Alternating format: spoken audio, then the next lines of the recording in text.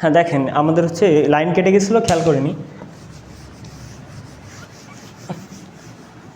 দেখেন এই ম্যাথটা আমরা আবার করব যে 100 মিটার প্রশস্ত নদী স্রোতহীন হলে পাড়ি দিতে 4 মিনিট সময় লাগে, আর স্রোত থাকলে সময় লাগে 5 মিনিট।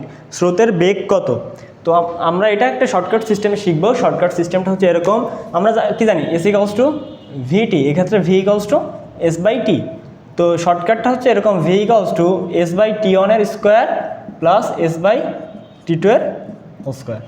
তো এই ক্ষেত্রে আমরা যদি হিসাব করে দেখেন রুট ওভার 100/4 এর হোল স্কোয়ার মাইনাস 100/5 এর হোল স্কোয়ার কত হয় বলেন তো? এটা হচ্ছে 25 এর স্কোয়ার আর মাইনাস 20 এর স্কোয়ার। তো এটা হিসাব করে দেখেন 25 এর স্কোয়ার তাহলে হচ্ছে 625 মাইনাস 400, তার মানে হচ্ছে রুট ওভার 225, তার মানে কত?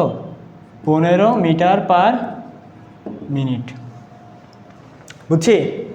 দেখেন এখানে হচ্ছে ওই স্কোয়ারটা কীভাবে হয়, যদি কোনো সংখ্যার এরকম আমরা স্কোয়ার করি, মনে করেন 15 এর হোল স্কোয়ার, 25 এর হোল স্কোয়ার, 35 এর হোল স্কোয়ার, যদি এভাবে করতে হয়, দেখেন আমরা একবারে করতে পারি। কীরকম?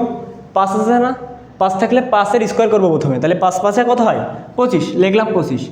এর আগে যে সংখ্যা আছে, আগে কত আছে? 1, তাহলে 1 এর পরে কত আছে? 2, তাহলে 2 গুণ 1 কত হয়? 225।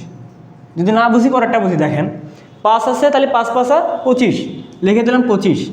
এরপরে আগের সংখ্যাটা কত বলেন তো? 2, তা 2 এর পরের সংখ্যা কত? 3, তাহলে 2 গুণ 3 কত হয়? 625। পরেরটা দেখি, 5 5 কত হয়? 25।